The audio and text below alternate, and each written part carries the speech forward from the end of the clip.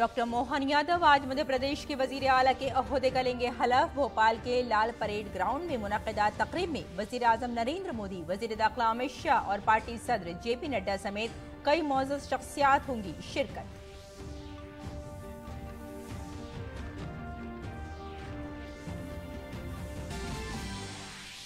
विष्णुदेव साई आज शाम छत्तीसगढ़ के वजीर आला के ओहदे का लेंगे हलफ। वजीर आला के अलावा नायब वजीर आला और कई वुज़रा भी लेंगे हलफ। रायपुर में मुनक्किद होने वाली तकरीब में वजीर आजम और वजीर दाखिला समेत कई सीनियर लीडर करेंगे शिरकत।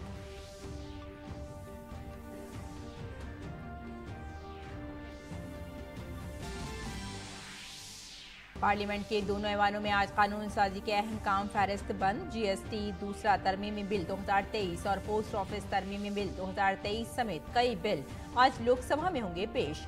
सेंट्रल यूनिवर्सिटी तरमीमी बिल 2023 पर ऐवान बाला में की जाएगी बहस।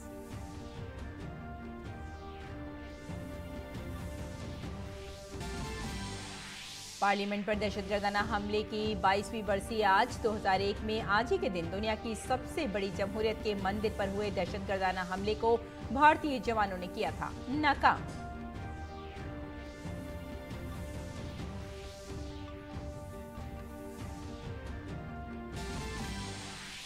अक़वाम मुत्तहिदा की जनरल असम्बली ने गजा में फौरी जंगबंदी की करारदाद की मंजूर। भारत समेत 153 ममालिक ने करारदाद के हक में दिया वोट। अमरीका और इसराइल समेत 10 ममालिक ने मुखालफत में डाला वोट।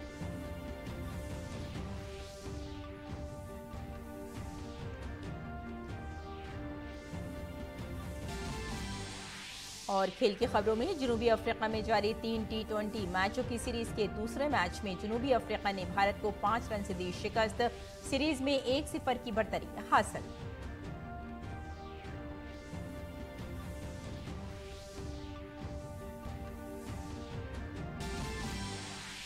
और दिल्ली में खेलो इंडिया पैरा गेम्स में खिलाड़ियों का शानदार मुजाहिरा जारी। खिलाड़ी आज para athletics, para power lifting और पैरा शूटिंग में दिखाएंगे दमखम।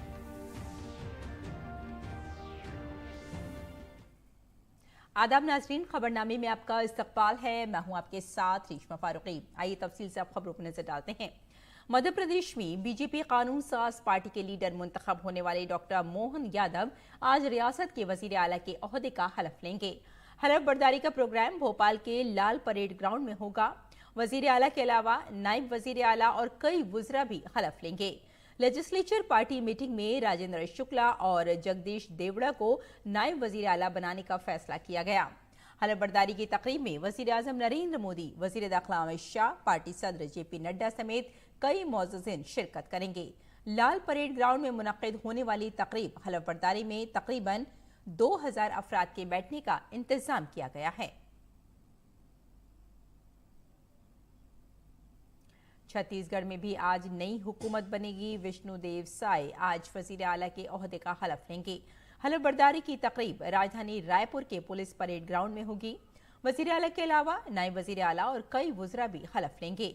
बीजेपी लेजिस्लेचर पार्टी मीटिंग में विजय शर्मा और अरुण साव को नायब वजीर आला बनाने का फैसला किया गया। हलफ बर्दारी की तकरीब में वजीर आजम नरेंद्र मोदी, वजीर दाखिला अमित शाह, बीजेपी सदर जेपी नड्डा समेत कई सीनियर लीडर शिरकत करेंगे। तकरीब हलफ बर्दारी की तैयारियों को हतमी शक्ल दी जा रही है। मध्य प्रदेश और छत्तीसगढ़ में आज होने वाली हलफ बर्दारी तकरीब की तैयारियां आखिरी मराहिल में हैं। आइए देखते हैं ये रिपोर्ट।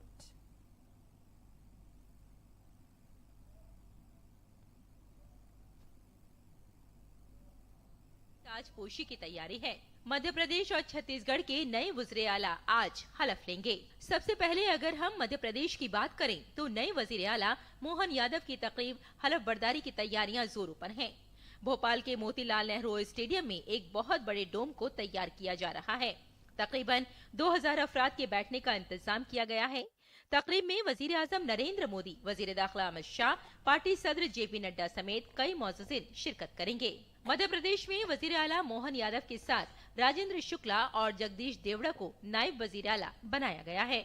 हमारे जो मार्गदर्शक है माननीय प्रधानमंत्री जी, माननीय गृह मंत्री जी, नड्डा जी, माननीय योगी जी उन सब के लिए हम तैयारी कर रहे हैं। प्रदेश में भारतीय जनता पार्टी की प्रचंड बहुमत की सरकार बनी है और भाजपा के लिए पूरा देश वर्तमान में एक विशेष निगाह से देखता है। तो कई हमारे लिए प्रदेश में और बड़ी संभावना सरकार के आधार पर भी और आम जनता की गरिमा के हिसाब से कार्यक्रम करने की बनती है। मध्य प्रदेश के 20वें मुख्यमंत्री के तौर पर मोहन यादव इसी मोतीलाल नेहरू स्टेडियम में शपथ ग्रहण करेंगे और इस शपथ ग्रहण कार्यक्रम में शामिल होने भारत के प्रधानमंत्री नरेंद्र मोदी पहुंच रहे हैं। और मोहन यादव के साथ अगर देखें तो 2 डिप्टी सीएम राजेंद्र शुक्ल और जगदीश देवड़ा भी उप मुख्यमंत्री पद की शपथ लेंगे और पूरी कैबिनेट जो है उसका शपथ ग्रहण भी जो है इस मोतीलाल नेहरू स्टेडियम में होगा।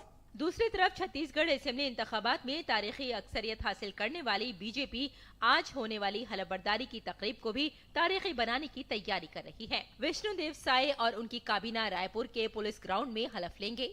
तकरीब की सिक्योरिटी और दीगर जरूरी इंतजामात को सरकारी इंतजामिया के ओहदेदारों और बीजेपी के सीनियर कायदीन के जरिए हतमी शक्ल दी जा रही है।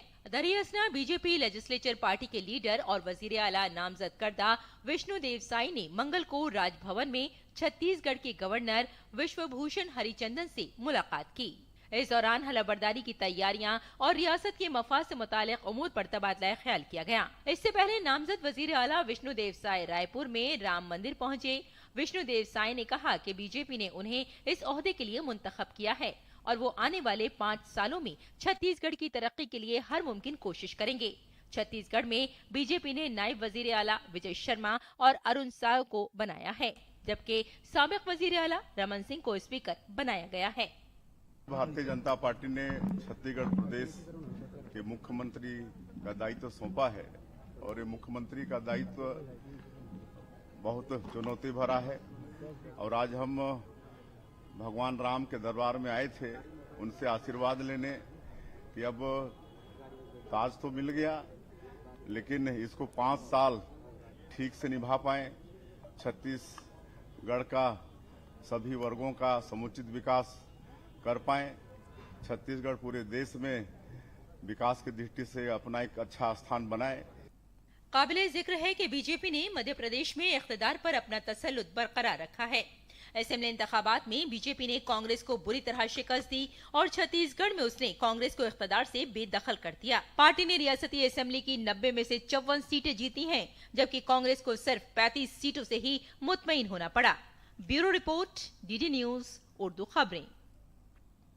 और पार्लियामेंट का सरमाई इजलास जारी है। दोनों ऐवानों में आज कानूनसाजी के अहम काम फहरिस्तबंद हैं। वजीर खजाना निर्मला सीतारमन आज लोकसभा में central goods and services tax दूसरी तरमीमी बिल 2023 और टैक्स की आर्जी वसूली बिल 2023 पेश करेंगी। इसके अलावा वजीर मवासलात अश्वनी वैष्णव पोस्ट ऑफिस तरमीमी बिल 2023 को बहस के बाद पास करने के लिए ऐवान में रखेंगे। राज्यसभा इस बिल को पहले ही पास कर चुकी है। वजीर कानून अर्जुन राम मेघवाल मनसूखी और तरमीमी बिल 2023 को बहस और मंजूरी के लिए राज्यसभा में पेश करेंगे। इसके अलावा वजीर तालीम धर्मेंद्र प्रधान ऐवान में बहस के बाद सेंट्रल यूनिवर्सिटी तरमीमी बिल 2023 को पास करने की तजवीज पेश करेंगे। लोकसभा इस बिल को पहले ही पास कर चुकी है।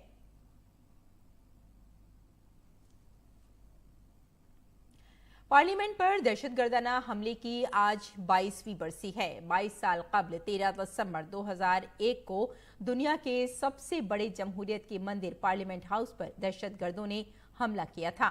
ताहम भारतीय फौजियों ने अपनी बहादुरी से दहशतगर्दों के मजमूम मंसूबों को नाकाम बना दिया था, लेकिन दहशतगर्दों से लड़ते हुए कई सिक्योरिटी अहलकार शहीद हो गए थे। आज पूरा मुल्क उन बहादुर सपूतों को खराज अकीदत पेश कर रहा है। इस वक्त वजीर आजम नरेंद्र मोदी, वजीर दाखिला अमित शाह और लोकसभा स्पीकर ओम बिरला के अलावा मुतादिद लीडर शहीद जवानों को खराज अकीदत पेश कर रहे हैं। मरकजी वजीर नितिन गडकरी ने ट्विटर पर कहा कि 13 दिसंबर 2001 को पार्लियामेंट हाउस पर दहशतगर्दाना हमले में जमहूरियत के मंदिर की हिफाजत के लिए अपनी जानों का नजराना पेश करने वाले शहीदों को सलाम। मुल्क की हिफाजत national disaster management authority NDMA के मुशीर कुणाल सत्यार्थी की सरबराही में 6 रुकनी मरकजी कमेटी ने मंगल को तमिलनाडु में तूफान मेचोंग से होने वाले नुकसानात का जायजा लिया। इससे कबल मरकजी टीम ने तमिलनाडु के चीफ सेक्रेटरी शिवदास मीना के साथ भी मीटिंग की। टीम को 2 टीमों में तकसीम किया गया ताकि कुदरती आफात से मुतासिरा इलाकों का बारीक बीनी से मुआयना किया जा सके। एक टीम ने शुमाली चेन्नई, वस्ती चेन्नई, अवाड़ी और तिरुवल्लूर अजला का दौरा किया, जबकि दूसरी टीम ने जनूबी चेन्नई, चंगलपट्टू और कांचीपुरम में नुकसानात का जायजा लिया। मरकजी टीम के साथ तमिलनाडु के सरकारी अफसरान, म्यूनिसिपल कॉरपोरेशन के नुमाइंदे और जिला कलेक्टर भी मौजूद थे। कांग्रेस एमपी धीरज साहू के घर पर महकमा इनकम टैक्स के छापे अभी भी जारी हैं। मंगल की रात से रांची के रेडियम रोड पर वाक़ई साहू के घर की जेर जमीन तफ्तीश शुरू कर दी गई है। इसमें जियो सर्विलेंस सिस्टम का इस्तेमाल किया जा रहा है। IT टीम मशीनों के जरिए तहकीकात कर रही है। इस बात का इम्कान है कि जेवरात और दीगर अशिया मिट्टी के अंदर छुपा दिए गए हैं। और global river cities alliance GRCA को दुबई, मुत्तहदा अरब अमारात में मुनक़िदा 28 कोप के दौरान हुकूमत हिंद की जल शक्ति वजारत के तहत कौमी मिशन बराए साफ गंगा की क़यादत में शुरू किया गया था। GRCA ये एक मुनफरिद इत्तेहाद है जिसमें 11 ममालिक के 275 आलमी दरियाई शहरों, बैनुल-अक़वामी फंडिंग एजेंसियों और नॉलेज मैनेजमेंट पार्टनर्स शामिल हैं। ये दुनिया में अपनी नौयत का पहला इत्तेहाद है।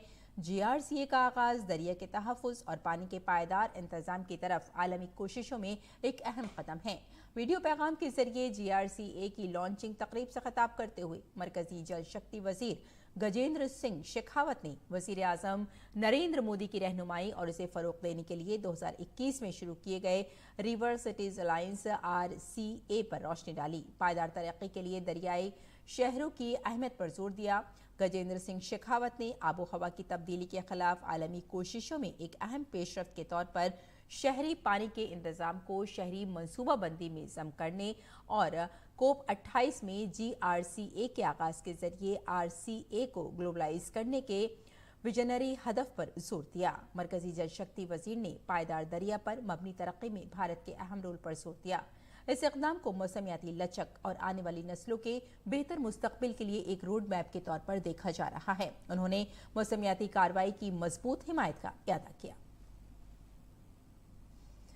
और भारत का दौरा करने वाले 16 अफ्रीकी ममालिक के सहाफ़ियों ने मंगल की शाम वज़ीर ख़ारजा डॉक्टर S जयशंकर से मुलाकात की। सोशल मीडिया प्लेटफॉर्म एक्स पर मुलाकात की तस्वीर शेयर करते हुए वज़ीर ख़ारजा ने कहा कि अफ्रीकी ममालिक के सहाफ़ियों से मिलकर खुशी हुई। जयशंकर ने कहा कि मीटिंग के दौरान भारत में होने वाली तब्दीलियों, 21वीं सदी में ग्लोबल साउथ और भारत अफ्रीका शराकत दारी की ख्वाहिशात पर तबादला ख्याल किया गया। और वाराणसी में काशी सांसद रोजगार मेले का इनेकाद किया गया। IIT करौंदी में मुनक़िदा इस 2 रोज़ा मेले में पहले दिन 5000 बच्चों को नौकरियां पेश की गईं। चुनांचे कल आखिरी दिन भी हजारों बच्चों को नौकरियां मिल गईं। इस मौके पर हमारे नामानिगार डॉक्टर हरिकेश ने उत्तर प्रदेश हुकूमत के वजीर मेहनत अनिल राज भर और रोजगार मेले के मुंतजिम हिमांशु से खुसूसी बातचीत की। काशी सांसद रोजगार मेला आयोजित है। इतने अभ्यर्थी आए हुए हैं, कुछ को दिया है इन लोगों ने रोजगार का प्रमाण पत्र। अनिल राजभर जी हैं इस पर बात करने के लिए, श्रम रोजगार मंत्री हैं उत्तर प्रदेश के।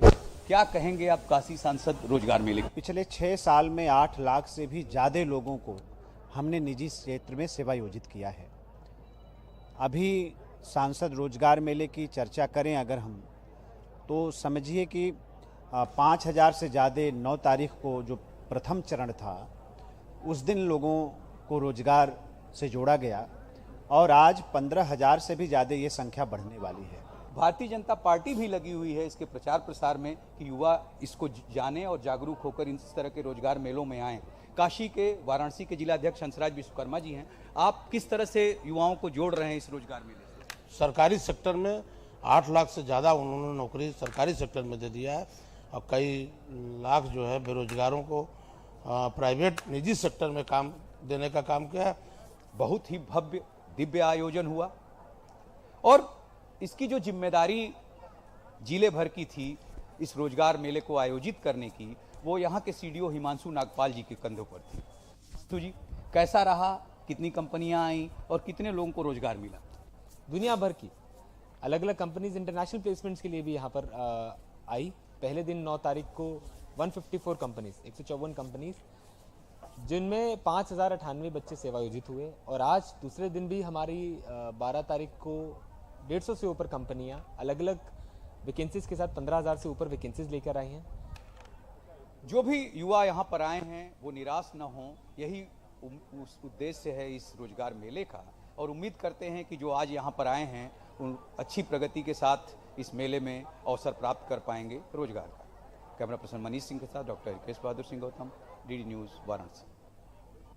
और बैनुल-अक़वामी खबरों में अक़वाम मुत्तहिदा की जनरल असम्बली ने गज़ा में फौरी जंगबंदी की करारदाद मंजूर की। अक़वाम मुत्तहिदा के तमाम 193 रुकन ममालिक में से 153 ने करारदाद के हक़ में वोट दिया, जिसमें भारत भी शामिल था। अमरीका और इसराइल समेत 10 ममालिक ने मुखालफत में वोट दिया, जबकि 23 ममालिक ने वोटिंग में हिस्सा लिया। जनरल असम्बली में वोटिंग आलमी अमन सलामती की जिम्मेदार सलामती कौंसिल के बार बार इस तरह की कॉल करने में नाकाम रहने के बाद हुई। जुमे के रोज़ इसराइल के सबसे ताकतवर इत्तेहादी और सलामती कौंसिल के 5 मुस्तकिल अरकान में से एक अमरीका ने जंगबंदी के खिलाफ अपना वेटो इस्तेमाल किया।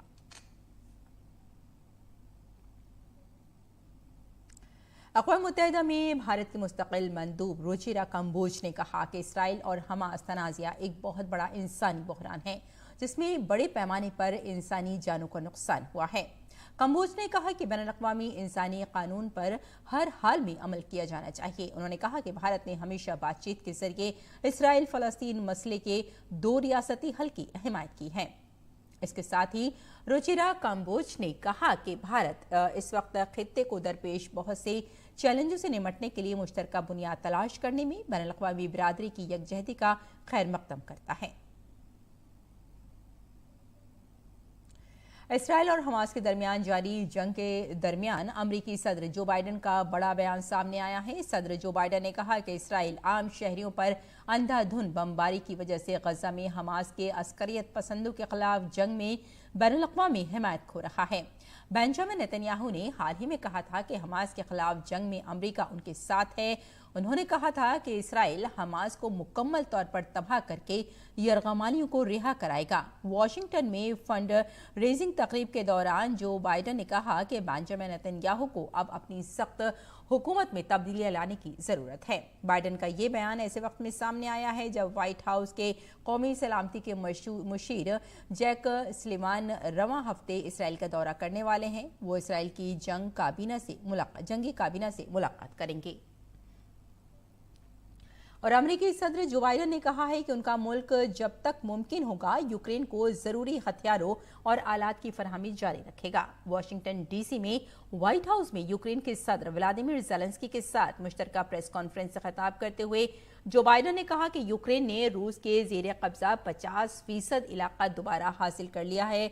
उन्होंने कहा कि रूसी सदर व्लादिमीर पुतिन को उम्मीद है कि अमेरिका यूक्रेन के लिए इमदाद जारी नहीं रख पाएगा। यूक्रेनी सदर ने 2024 में अपने मुल्क के तय करदा अहदाफ का जिक्र किया।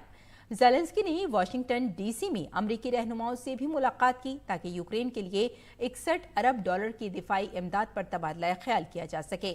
ज़ेलेंस्की यूक्रेन को हंगामी फौजी इमदाद पर अमरीकी पार्लियामेंट में बहस के दरमियान अमरीका पहुंचे हैं। उधर रूस ने कहा है कि यूक्रेन के लिए कोई भी इजाफी अमरीकी इमदाद बेसूद साबित होगी।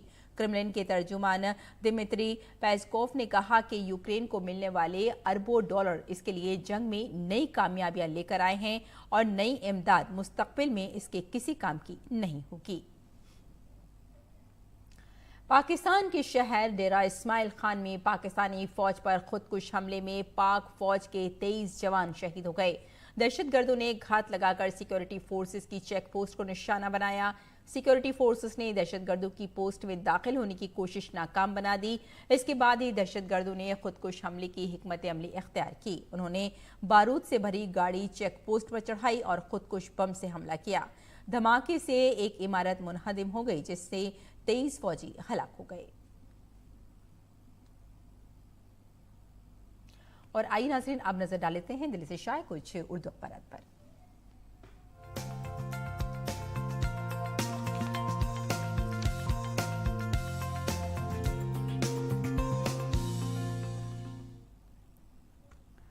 तो नाज़रीन अखबारात की जायज़े में आइए सबसे पहले बात करते हैं रोजनामा राष्ट्रीय सहारा की। राष्ट्रीय सहारा के सफ़े अव्वल की सुर्खी पर अगर नज़र डालें तो भजन लाल शर्मा होंगे राजस्थान के अगले वज़ीर आला। वसुंधरा ने किया ये नाम पेश और यहाँ आपको बताते चलें कि 2 नायब वज़राए आला भी होंगे और प्रेमचंद्र बैरवा और विद्या कुमारी के नामों पर लगी मोहर और साथ में वासुदेव यूनानी होंगे स्पीकर। और मध्य प्रदेश की अगर बात की जाए तो वज़ीर आला मोहन यादव की हलफ बर्दारी की जो तकरीब है वो आज होगी। जी हाँ, डॉक्टर मोहन यादव आपको बता दें कि आज मध्य प्रदेश के वज़ीर आला के ओहदे का हलफ लेंगे और भोपाल के जो परेड ग्राउंड है वहाँ का उसमें ये तकरीब मुनक़्क़िद की जाएगी। और इसी प्रोग्राम में वज़ीर आज़म नरेंद्र मोदी, वज़ीर दाखिला अमित शाह और पार्टी सदर JP नड्डा समेत कई मुअज़्ज़ज़ शख्सियात भी शामिल होंगी। और अगली सुर्खी पे देख लीजिए, नज़र डालते हैं इलेक्शन कमिश्नरों की तकरीरी के हवाले से बिल को मंजूरी दी गई है और हुकूमत इलेक्शन कमीशन की आज़ादी और गैर जानिबदारी के लिए पाबंद अहद है। अर्जुन राम मेघवाल का ये बयान सामने आया है। और आइए अब नज़र डाल लेते हैं रोजनामा हिंदुस्तान एक्सप्रेस पर। हिंदुस्तान एक्सप्रेस की ये सुर्खी है, हज मंजिल में पासपोर्ट फार्म भरने के लिए खुसूसी काउंटर 18 दिसंबर से शुरू किया जा रहा है। और आज़मीन की सहूलत के लिए दिल्ली हज कमेटी की चेयरपर्सन कौसर जहां की रीजनल पासपोर्ट ऑफिसर के साथ मीटिंग हुई है जिसमें कई अहम फैसले भी किए गए हैं। और इसी अखबार की अगली सुर्खी भी देख लेते हैं। बैनुल-अक़वामी सफ़े से हमने नाज़रीन ये सुर्खी ली है। जिस तरह से अभी हम बुलेटिन में बात भी कर रहे थे, इसराइल की बात थी कि इसराइल की रफ़े में शदीद बमबारी, बच्चों और ख़वातीन समेत 20 फ़लस्तीनी यहाँ पर शहीद बताए जा रहे हैं। और इसराइली बमबारी में 3 घर तबाह बताए गए, कई लोगों के मलबे तले दबे होने का खदशा भी जाहिर किया गया है और ये कहना है अरब मीडिया का। और साथ ही गजा की अगर बात करें तो इसराइली हमलों में 10 खातून सहाफ़ियों समेत 86 मीडिया वर्कर्स को शहीद बताया जा रहा है।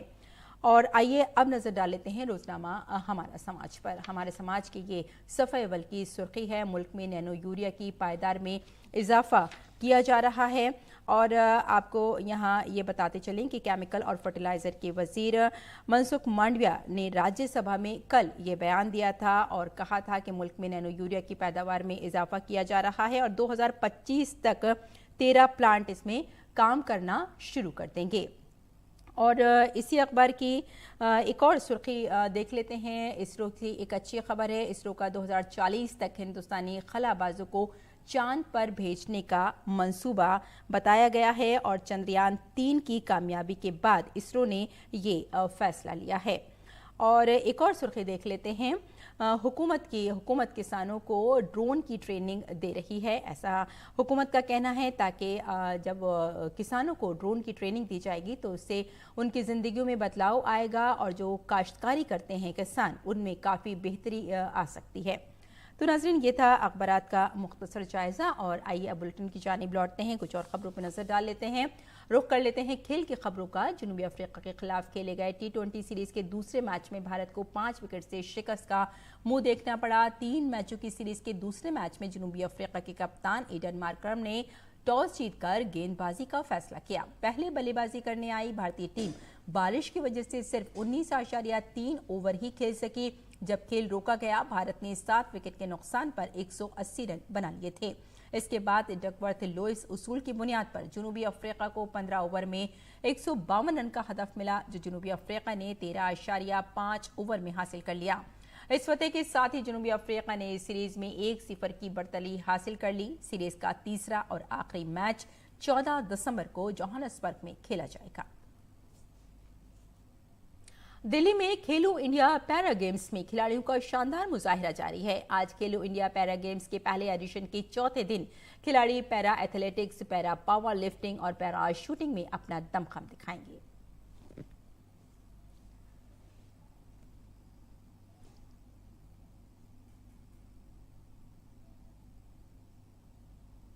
और इससे कबल मंगल को खेले गए मैचों में भावेश मर्दों के 5000 मीटर T13 जुमरे में तलाई तमगा जीतने में कामयाब रहे थे। वो 16 मिनट 45.41 सेकंड के वक्त के साथ पहले नंबर पर रहे। सौरभ शर्मा ने चांदी का तमगा हासिल किया। दिल्ली के रामकरण सिंह ने तीसरे नंबर पर रहकर कांसे का तमगा जीता। महाराष्ट्र की भाग्यश्री जाधव ने शानदार कारकर्दगी का मुजाहिरा करते हुए खवातीन के F32, F33 और F34 शॉट पुट में तराई तमगा जीता। इन्होंने 7.60 मीटर तक शॉट फेंक कर पहली पोजीशन हासिल की। महाराष्ट्र के अभिषेक मर्दों के 200 मीटर दौड़ के T35 जुमरे में तलाई तमगा जीतने में कामयाब रहे। अभिषेक 29.92 सेकंड के साथ पहले नंबर पर रहे। दिल्ली के जतन ने दूसरे मुकाम हासिल करते हुए चांदी का तमगा जीता, जबकि उत्तर प्रदेश के रवि कुमार ने कांसे का तमगा हासिल किया।